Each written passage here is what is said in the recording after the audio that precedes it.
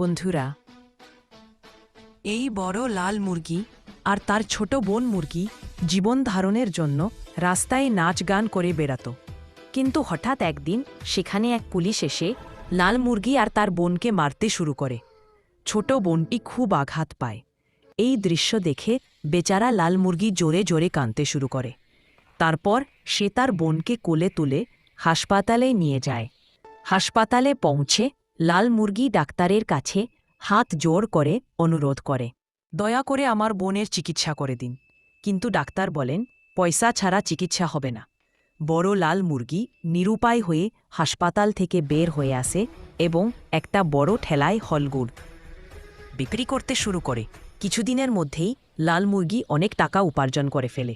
তারপর সে সেই টাকাগুলো খুশি মনে হাসপাতালে গিয়ে পুরোটাই জমা করে দিয়ে ডাক্তার এবার তার বোনের চিকিৎসা করে দেন এবং ছোট মুরগি পুরোপুরি সুস্থ হয়ে ওঠে।